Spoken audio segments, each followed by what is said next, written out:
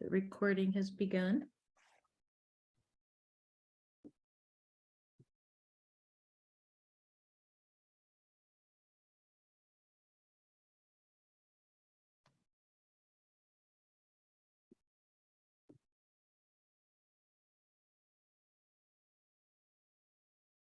Hey, Chair, would you like me to start?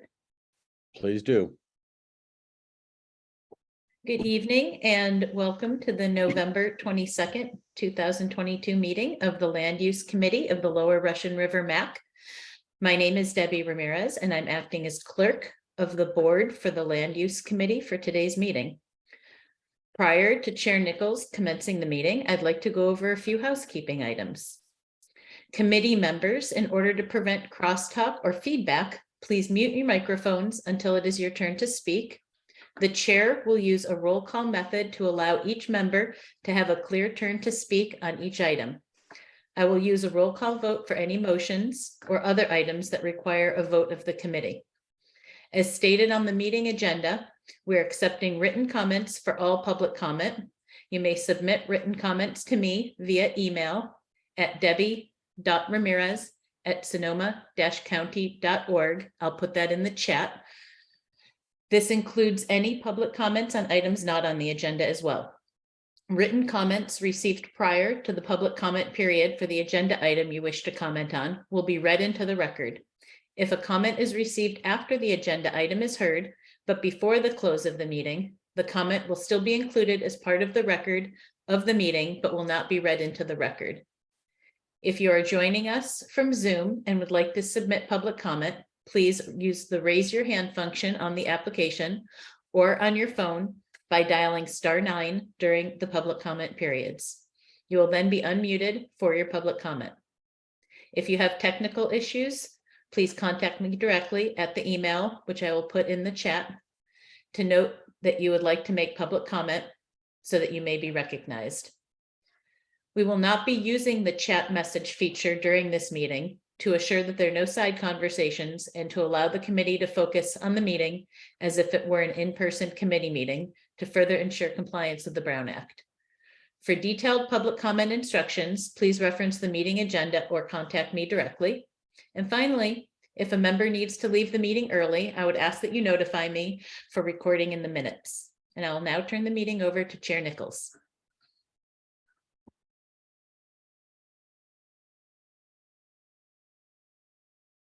You're muted, Mike. Thank you. I would like to make it clear for the record that this meeting is being conducted by teleconference pursuant to the Brown Act waivers provided for under AB 361 in response to the COVID-19 state of emergency. The agenda states that the public may listen and provide written and verbal public comment on the agenda. I'll now call the meeting to order by asking the clerk to conduct a roll call vote of the committee members present. You're muted.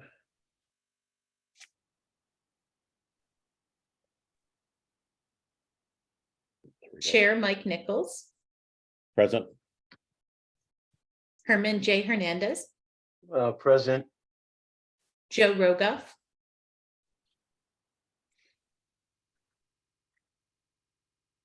Sorry, muted. Present.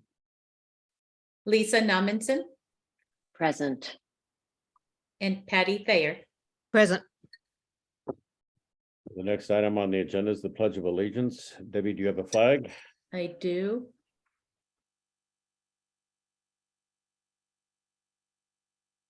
And committee member Thayer, can you do the Pledge of Allegiance for us, please? Could I pass that on to? Yes. To someone else, please? Lisa, would you do the pledge, please? I pledge allegiance. I'll pass it on. Sorry, Mike. I'll do it. I pledge allegiance to the flag of the United States of America and to the republic for which it and stands, one nation, nation, under God, indivisible, with liberty and justice for all. Thank you. Next item is approval of the agenda.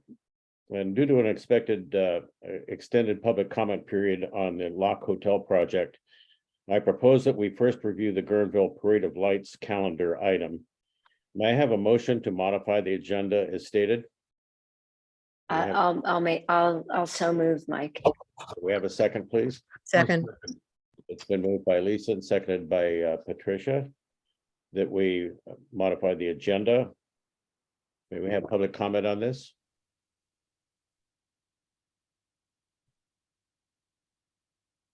Clerk, do we see any hands raised or do we have any indications that there's comment? I do not see any hands raised. Seeing that there's no public comment, we could move forward to the vote. Would you please take a roll call vote? Chair Mike Nicholls, Yes. Herman J. Hernandez, Aye. Joe Rogoff, aye, Lisa Nominson, Aye. Patty Thayer. yes. Thank you. The next item is statement of conflict of interest. At this time, are there any committee members having conflicts of interest in this evening's business? If so, please state now.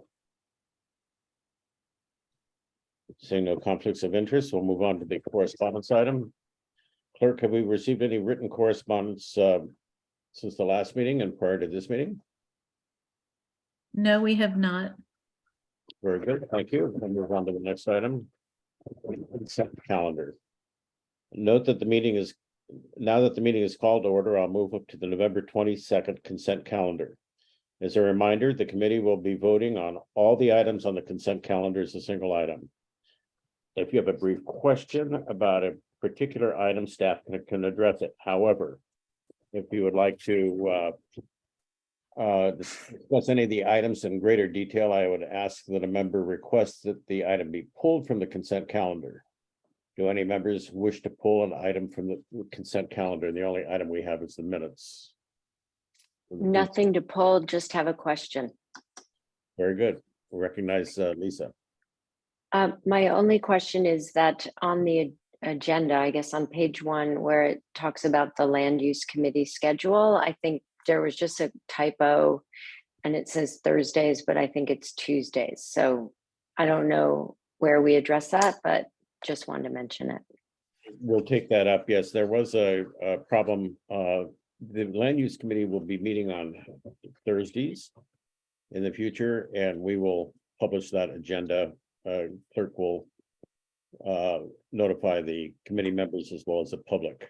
So there was some confusion. Apparently at the last meeting, the meeting dates were changed from a Tuesday to a Thursday, and we didn't pick up on that, and we apologize for that error. All right. Yep. Any comments from the public on the consent calendar? I am not seeing any hands raised. I'd like to entertain a motion that we accept the consent calendar.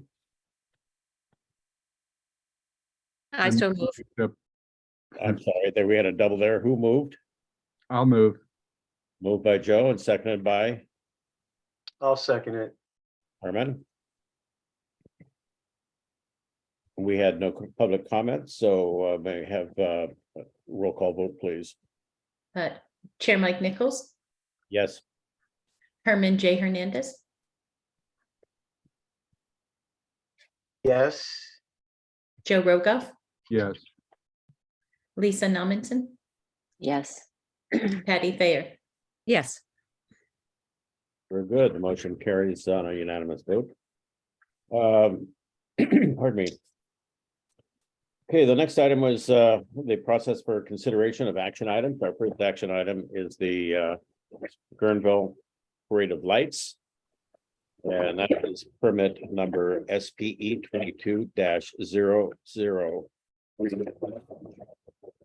And that is to the Parade of Lights, which is returning to Guerneville after 2 year hiatus due to COVID.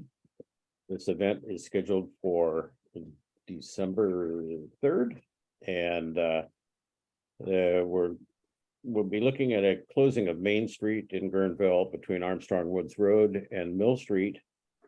And Yeah, that's about it. There's we can open this for committee member comments, so I would start with committee member Hernandez. Do you have any comments on this agenda item? No, I just want to say that it's probably the most thorough application I've seen for all the years that they've been doing this. So, I think it's great, very well prepared, very well organized as they kick it off. Very good, thank you. Committee member Rogoff. Yes, I'm pleased to see that it will resume. And I appreciate the attention paid to rerouting it to mitigate traffic issues that had happened in the past. I think it's very well designed. Thank you. Committee member Namison. Yep, I also think it's comprehensive. Notice that it was redesigned in terms of the route. On the event details, number 10, it says cleanup arrangement, trash trolls, question mark. I just want to know, I wanted to know if the trash trolls and the cleanup was, had been figured out. Knowing the applicant, I'm hoping it has, but I would just want to make sure of that. Very good. Perhaps the applicant will make some remarks in public comment following our discussion. Committee member Thayer, any comments? No, I just echo what Herman said. Thank you. Well, I too am pleased to see the Parade of Lights returning back to Guerneville. It's a fun event, and normally it is body to body people and enjoying the holiday season, and it's a great event for the kids as well. So with that, let's open it up for public comment.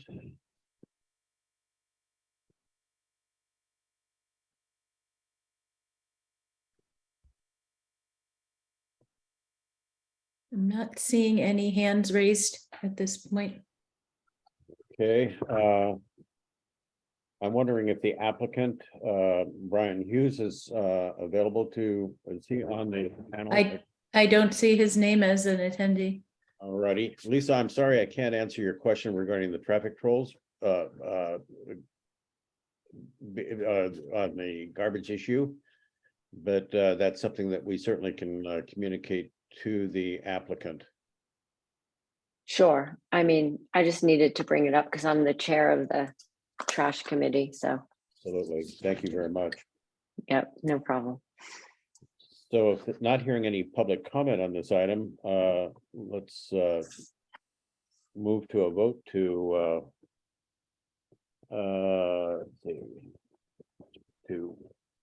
note that this was reviewed by the committee and there was no public comment, and that we will pass this on to the full MAC for its comment at the December 15th meeting. Okay, so if someone is so move, that would be great. We can move that item. Calling for a motion. I motion. Thank you, Second. Joe. And we have a second. Yes, Lisa? Member Thayer. Okay, it's been seconded. Oh, that was there. Yes, it was. Okay, thank you. You can let the roll call vote. Yes, Chair Mike Nicholls, Yes. Herman J. Hernandez, Yes, Joe Rogoff, Yes, Lisa Nominson, Yes. and Patty Thayer. yes, Thank you. The motion passes unanimously, and we can move on to the next item, which I expect public comment on, which is a notice of intent to adopt a revised mitigated negative declaration pursuant to the California Environmental Quality Act. And this is with regard to the project applicant, the Lock Girdwood Park Development Company. And that is permit number PLP 18-0012. And those that have attended prior meetings and committee members that have been following this project. Originally, there were in excess of 120 rooms. And during the last meeting and public meeting with Permit Sonoma, Commissioner Konishafer recommended that the top floor of the building be removed to lower the height of the overall project, and sent it back to the Board of Zoning Review, sent it back to the Lock Corporation to redo and revise their application. So the new application basically is 108 rooms.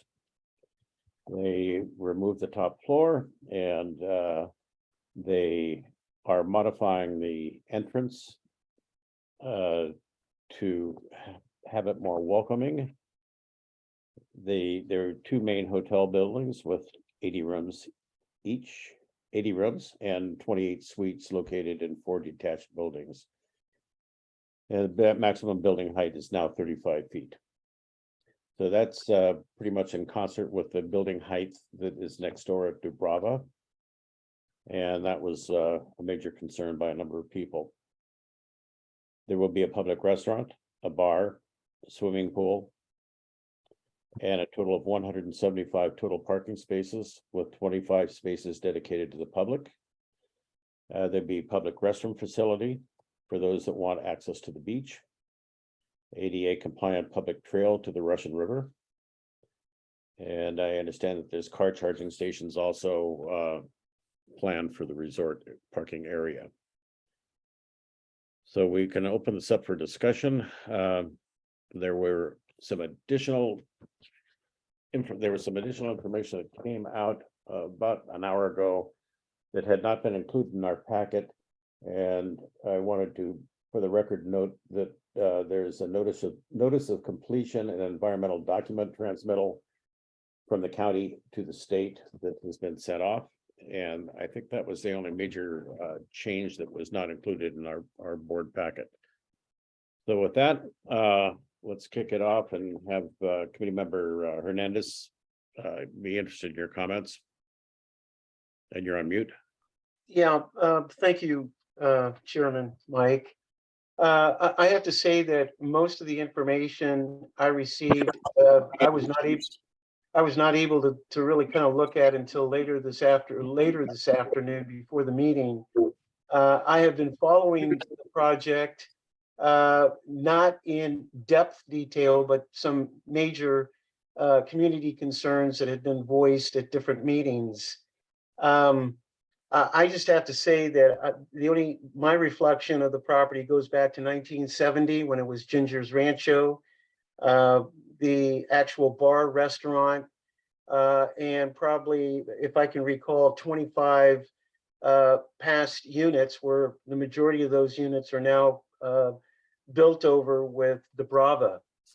And you know, my personal feeling is, you know, what I'd like to do is pass it on to the other members that may have been following this more deeper, and try to get a little bit more versed on the concerns, one of them being the traffic issue, ingress, egress in the front of the project.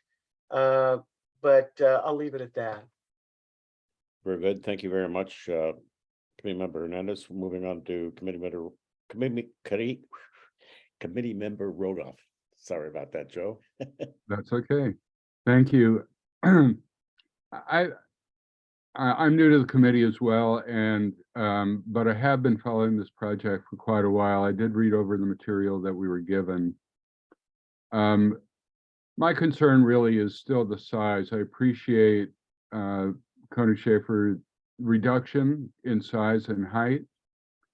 It's still a lot of people potentially, and a lot of cars, and a lot of traffic. I'm concerned about the intersection. I'm concerned about fire and emergency ingress and egress primarily. Having said that, I think this property is a good place for this kind of project. Although I would like to see it be smaller and to understand what can be done to mitigate the issues around traffic. So in order for me to opine either for or against this, I would really need to see more attention paid to the issues that have been raised. Thank you. Committee Member Nametson.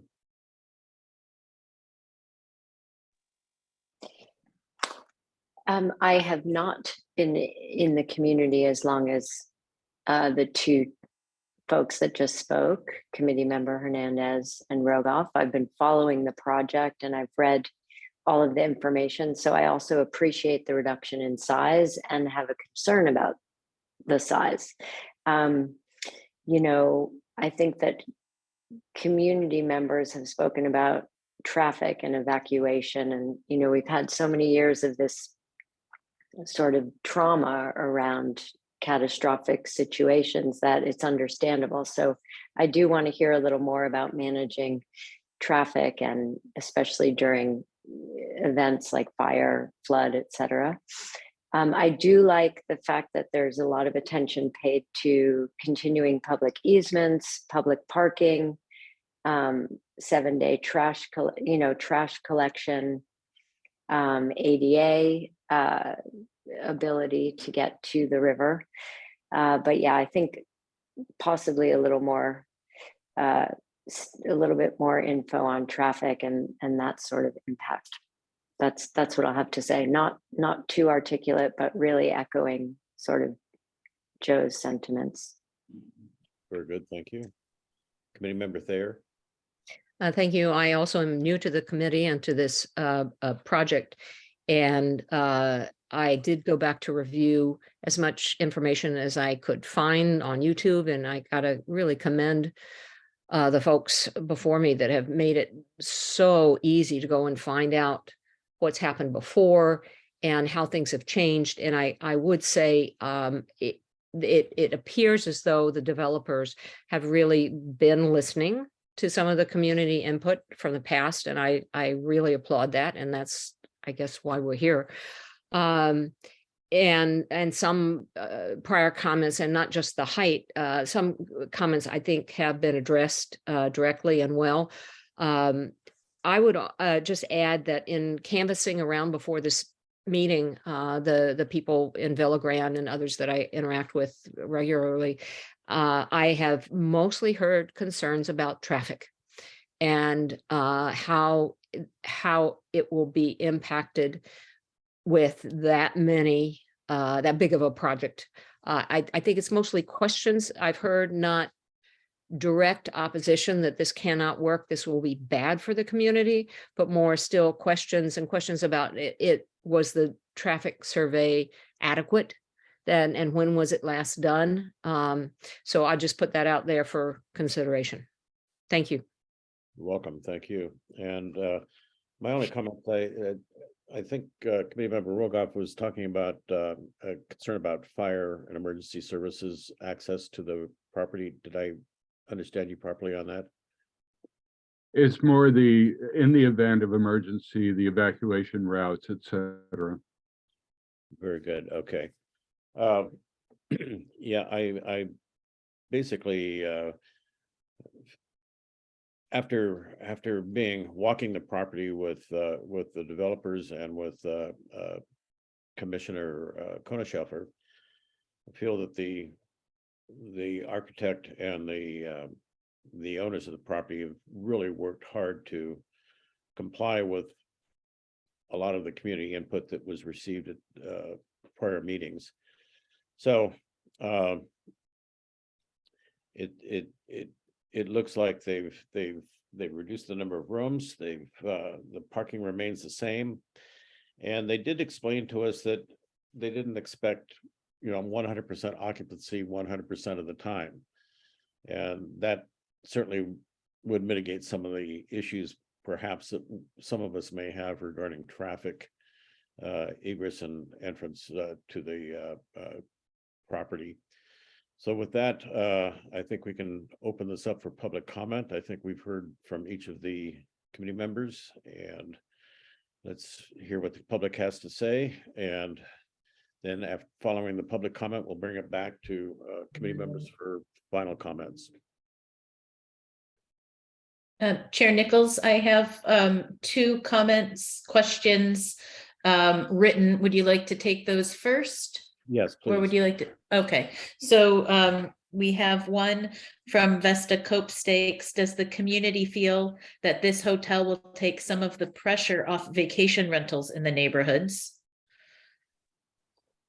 If anybody, and then continue with the next question. Please. And then an anonymous attendee asks, where is the water to come from and where is the sewage? I think it's to go. All right, thank you very much. Okay. For written comments. And now we go to speaker. And we have two hands. Chris, I will. Hello. And okay, you're unmuted and I'll put the timer up. It should show up on my. Can you see the timer? It's on my screen. I can. Can you Okay. hear me? Yes.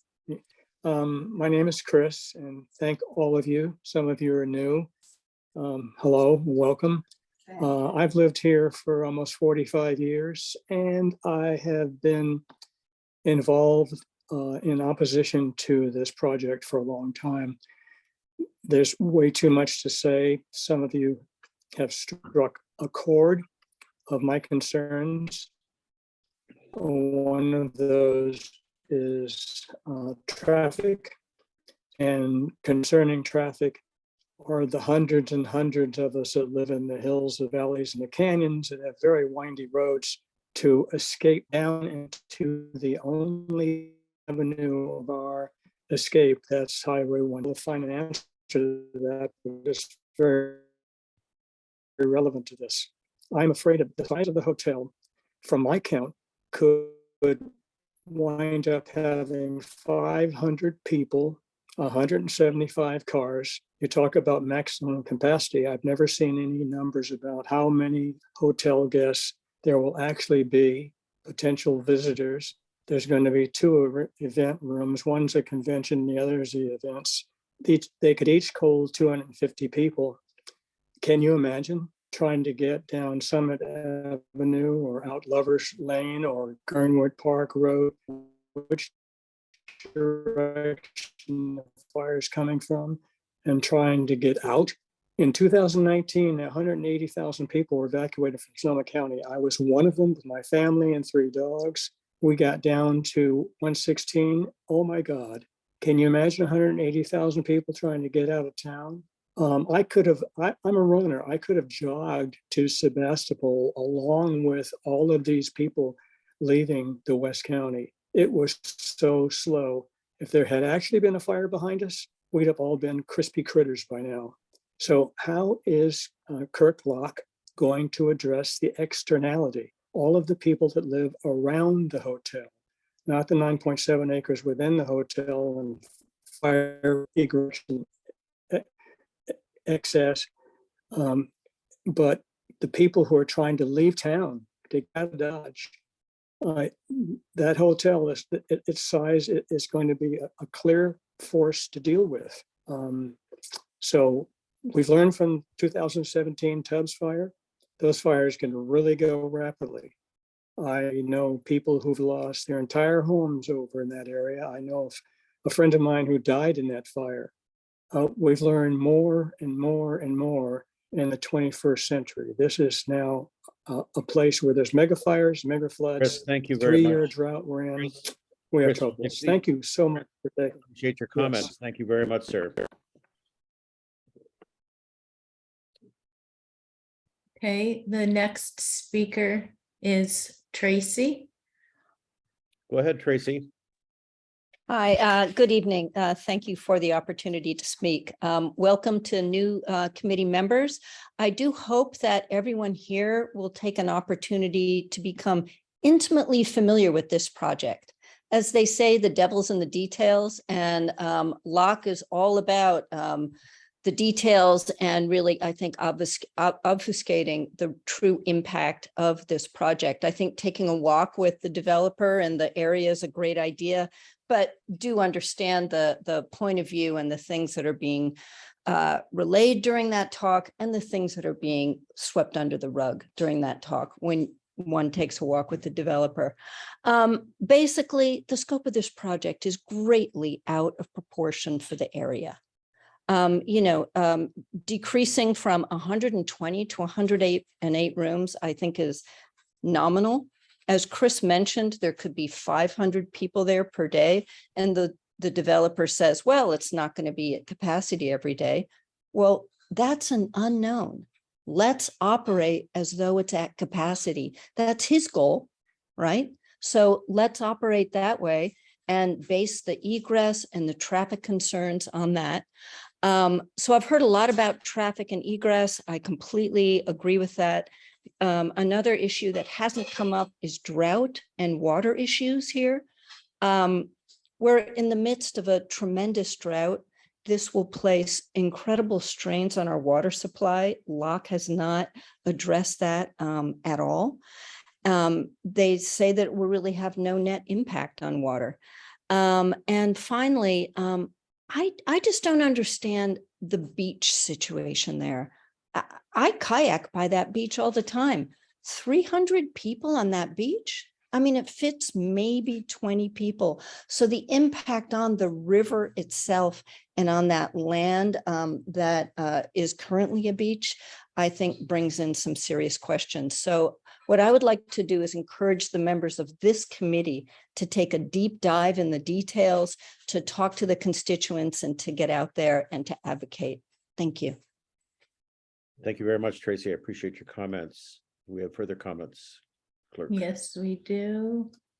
Next is Chris. Is this the same Chris that already had? Oh, wait a minute. Yeah, maybe Chris needs to lower his hand. Sorry about that. We have Roberto. Very good. Roberto.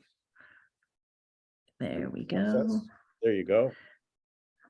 Go ahead, And Roberto. I'm unmuted. Okay. Yep. Hi. I'm interested in this project too, but from a slightly different point of view. I think actually making Guerneville a more attractive destination for tourists is not a bad thing. I do think the issue is density. And I heard a very good question, I thought, was how would this impact vacation rentals? My idea is that we do have a lot of people coming up here. So if we can organize how people use our facilities, I think that's healthy. I do understand the concern about traffic flow, but planning on a specific incident that may or may not happen over a course of a year or 2 years or 3 years, we don't plan for the exception in every case. But anyway, so I think those are good issues to deal with. But I have a question. There was a hotel on that property before. What was the density of that property? I don't know. I wasn't here when the Guernwood Lodge was actually operating, but I knew it was a magnet for much of the Russian River because I am on the Historical Society and know that it did attract a lot of people. So I would like to compare what was there with the Guerneville Lodge with what is proposed. Very good, Roberto. Thank you very much for your comments. And we have Vesta next. Okay. Oops. I just accidentally, hang on.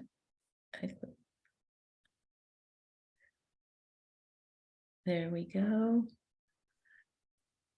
And Well I'm done. unmuted. Yes, you you are. are unmuted. Thank you. Yeah, I am rather hoping, I think this hotel is probably going to go through because they have worked with the community quite a bit for quite a few years.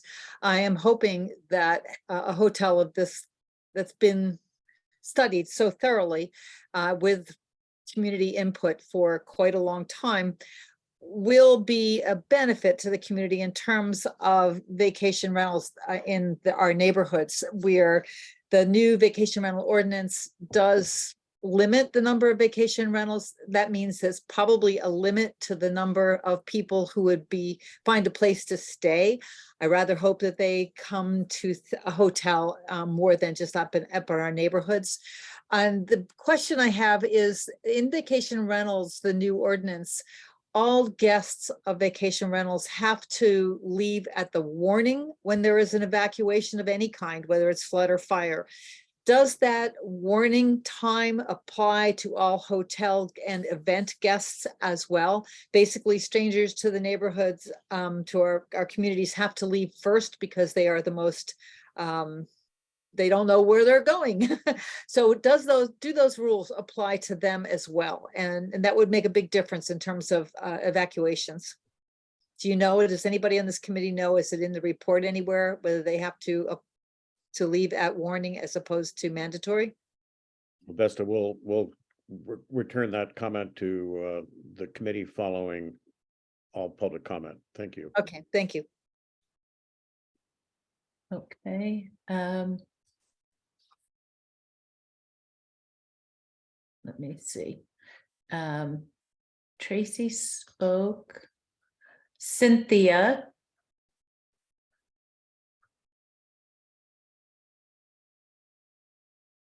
Hello, Cynthia. You're on mute. There we go. Hi there. Okay, I'm Cynthia Strecker, and I share a number of the concerns that have been brought up previously. I've lived here since 1972, and while there were a number of folks at Ginger's Rancho, I think it's important to remember that during those years, we didn't really fear wildfires. We thought about floods, but not fires. So now we've got an added problem. Okay, and my concerns are primarily sort of size, traffic, parking, evacuation. The size, this hotel is somewhat smaller, but not a lot. And in fact, the blueprints add 5,000 square feet of buildings onto the property, which is kind of interesting to me because I remember quite clearly the BZA stipulating that what happened should remain in the same footprints. Okay, but the other thing's traffic. I mean, the traffic report deals with Guerneville Lane, which is just that, it's a lane. There's 20, 25 houses there. And at no point do they talk about Old Monte Rio Road, Lover's Lane, Old Cazadero Highway. These are major arteries down to River Road, hundreds of houses, empty onto River Road from there. So I think that the whole traffic report is just very inadequate. And the parking situation, it's very complex. There's shared parking, there's also valet parking, and there's stacked parking, which means that sometimes you park and a valet perhaps will take some other car and put it right behind you, so you can't get out. And that is clearly something to think about in terms of fire, either wildfire or fire that is generated from within the building. Because we're talking about not just 108 rooms, but 2 large meeting rooms, convention centers that could hold a total of up to 500 people. That's kind of huge. Thank you, Cynthia. Appreciate your comments.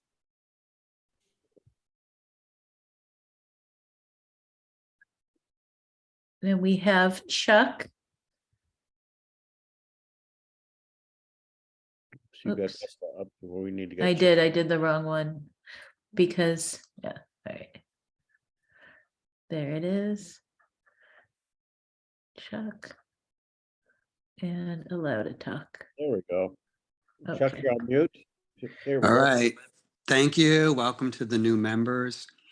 Well, most of the committee is new. Clerk has been trying to get this project through for years, and a lot of us have been involved in the process. Today, you're obviously hearing more of the negative comments from most people. I do give him credit. When I've called him in the past, there were issues on the property. He immediately went out there and took care of them. He has addressed the concerns that the community has raised, such as reducing the occupancy, lowering the floors.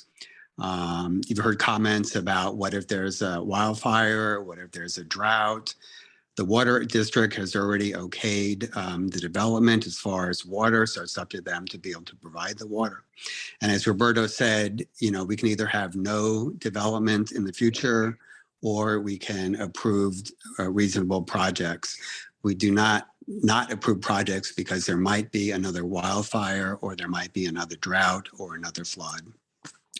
So again, Clerk has been very good. I think this project would be great for the community overall. We are the Russian River Resort area. As far as density and height, we've had in the past a 7-story Monteria Hotel. Again, it goes with our culture, and I think he's been great about addressing concerns of the community. Thank you. Thank you, Chuck.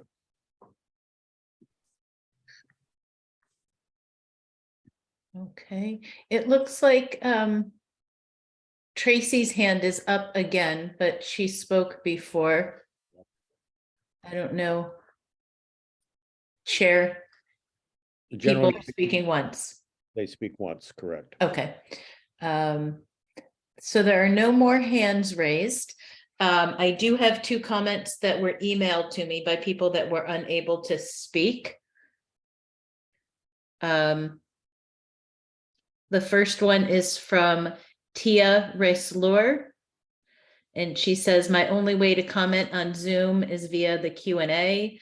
Parking spaces have been reduced by 26. Stacking parking has been increased from 15 to 22. Units have only been reduced by 12 units. Please also take a drive through the neighboring areas, which are inherently compromised by narrow roads. What's not being addressed is emergency evacuation for neighboring areas like Guerneville Heights. And referring to Vesta's question, what about a fire evacuation that does not have early warning? And then there is a second comment from Avery Cruz. Is the applicant available to answer questions about how the project changed? The BZA asked for the project to have the same footprint, but they appear to have increased in size and reduced parking. Please ask applicant to describe the changes between previous proposed project and revised project. The property is not going to serve the same clientele as vacation rentals. Please do an evaluation of the clientele the hotel will serve, luxury accommodations versus vacation rental, generally families. The hotel does not appear to address vacation rental issues.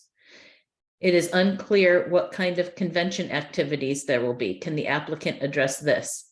The project could be a community asset, but it's just too big for our small community. Thank you very much. And Comments? that is all we have. We don't have any hands raised, and there are no further comments. We'll bring that back to the committee for closing comments on this item. We'll start with committee member Hernandez. Yeah, thank you, Chairman Mike. Just some thoughts based on what the individuals had to present. In 1970, there were approximately 30 hotels and campgrounds in Guerneville. And today, and many of those hotels and campgrounds have been converted into year-round living and year-round modulars or mobile homes at those campgrounds. Today, we have approximately 11 hotels. And based on going back to when my family started coming in 1946, we were weekenders and town was packed. There were no stoplights. Drive through what is today the historical walking bridge. And you would need to see how the fire truck going to a code 3, going over to Neely Road, and what is it, a motorhome try to cross that bridge back then in those days versus what our new bridge is. Today, we have two new we have two new stoplights to try to regulate the amount of traffic that's coming through. But the other thing too, when you start to think a little bit about development and where we are headed, not only as a community, but as a county, as a state looking for more affordable housing, back in 1978, when I worked on the sewer committee to get it passed, the opposition said, we don't want this small community to be overburdened by new single-family dwellings on lots that now could be built on. Well, 240 potential lots, 240 potential lots to today, about 200 new homes were built of many different sizes and during many different eras of when the housing boom was going on elsewhere. So, the thing is that I feel somewhat the same of what I lived over the 52 years I've been in this community. But the other thing too, I was also involved with the Fives Commons, where you had Imperial Lodge, which had 21 units. You had Noonan's Garage back in Mill Street, which we used to refer to as the extension of the submarine flats because of the flooding. The concern was, what are you going to do on a platform? And what are you going to do about evacuation? As a gentleman said, we used to worry about floods. Today, we worry about floods and fire. And what they did back then when they built this, they also incorporated an evacuation plan. I've evacuated 5 times. My property burned. I was in the Wall Ridge fire. And I know what it was to try to get on River Road and to try to evacuate. But luckily, I started to think there is another access and went 116 instead of River Road and got into Santa Rosa. So, my feeling is that there's no doubt about it that we came as summer vacation home family.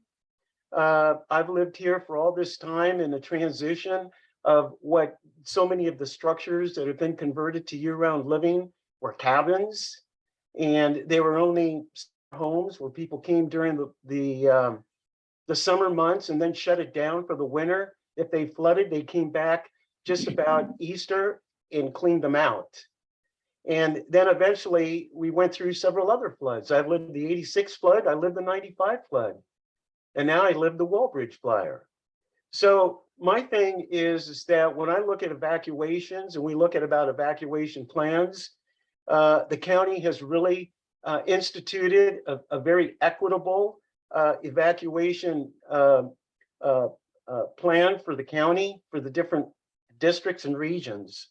And so some of these, and also the traffic, I just want to really emphasize the number of construction, new homes that have been built out on the coast, and how many individuals come from 101 and take River Road straight. So, my feeling is that I understand that this project's going to have issues, and over the 20 some years that they've been trying to do the same with the Brava, the 47 units, I think, that they built there. They went through the same thing. They didn't want a tree cut, the redwood tree cut. They're beautiful. So, as far as I'm concerned, these are all my thoughts. But yet, I think we are a tourist destination. Many of us moved into this community for year-round living. And back in 1975, when we did a study for the Russian River Park and Recreation District, they identified the Russian River area as a bedroom community of Santa Rosa with a mix of tourism. So my feeling is that I can appreciate the modifications that they've done with this project. And my feeling is that, I'm very for, improving our community. And if we're not going to be a destination for tourism, then we should convert the rest of the hotels and buy them and make them into year-round living, the way we've grown in this community over the years by converting so many of our hotels and campgrounds. Thank you, Mike. Thank you, Herman. Next, Committee Rogoff, final comments. Yes, thanks, Herman, for that. That was instructive. My concern is the concentration of people there. I believe that hotel is good for Guerneville. I believe that tourism is what we were built on. I appreciate that many more people, including myself, have moved here year-round. I did so 47 years ago. But still, the lifeblood of the business downtown is tourism. And one of the positives of this development would be the potential for downtown to have more year-round business. We see that in the slow months, how many businesses shut down even this past year. COVID was a mitigating factor, no doubt. So Mike, I still have concerns about traffic and evacuation. And it's due to the concentration of people who could potentially be at that site at any one time. Traffic is bad now on the weekend. It's difficult to get either in or out of Guerneville on a beautiful weekend day. I don't mind that, but if it's an emergency and there are hundreds more cars, it's really problematic. So as I said, I admitted I'm not as deep into this as the veterans on this committee are. I will be. I'll be walking the site and talking to the people in Guernwood Park about this and looking for myself. But I have a positive feeling about it. I appreciate that Locke has been communicative and adaptive, but I'm looking for a little more. Very good, thank you. Committee Member Amundson. I really appreciated hearing a bit about the history that I didn't know from Herman and others and that spoke. The majority of concerns seem tonight to be about evacuation, and I think that the project will require an evacuation plan, but I like the fact that Joe's going to possibly walk around with some Guernwood Park folks and maybe see how the plan is integrated more, and that I think that'll be a positive thing. And not everyone's going to be satisfied, so maybe the reduction in size is a good thing. And making sure, I think someone commented that the vacation ordinance speaks of people at vacation rentals needing to get out during the warnings, and maybe now that we have more of an overview of these events, we can see them coming better with apps like Watch Duty and wind warnings. Maybe maybe there can be some integrative, maybe it can be integrated better into the evacuation plan, though I still hear that it's a traumatic thing to think about. But as another person said, are we planning for that one evacuation? Maybe yes, maybe no. But so and I think that I do also like the fact that the developer's it sounds like it has been, he's been a bit responsive to the community, though not everyone will feel that way. So those are my comments. Good, thank you. Committee Member Emerson, closing, Committee Member Thayer. Very quickly, since I know we're slated to end soon. I thought the suggestion from Vesta about figuring out when guests would be required to leave was a great comment, and really does go to the heart of most of the comments. I agree with Lisa. It seems that most of the concern here now, though not all, but most of the concern is, can we get out when we need to get out? My own experience as somebody who travels and stays in hotels is I would not wait until the last minute to leave, as I would as a homeowner. But I think that's something, a great proposal to send along and see if that could be incorporated. I don't know if it's appropriate or not, but it ought to be considered to alleviate some of the real concern of locals. Otherwise, again, I think that this is a project that's been long running, long studied, and it feels as though very responsive to the community, and ultimately, I think, as Herman said, or Joe said, a benefit to Guerneville. Thank you very much. In closing, pardon me, in closing, I'd like to comment that the developer is not present this evening, nor is Commissioner Konishofer attending the meeting. However, the public will have an opportunity on December 15th for the scheduled permitting and BZA meeting that will be held at the county. And I believe that's going to be a hybrid meeting. I'm not sure, but we'll stay tuned. The county will be putting out information, and I'm sure Supervisor Hopkins' newsletter will also include information on this upcoming public meeting, where additional comments can be voiced to the actual planning BZA commissioners. I'd like to thank everyone for their public comments, and I want you to be assured that since this meeting is being recorded, all of this information is going to be forwarded to the appropriate parties.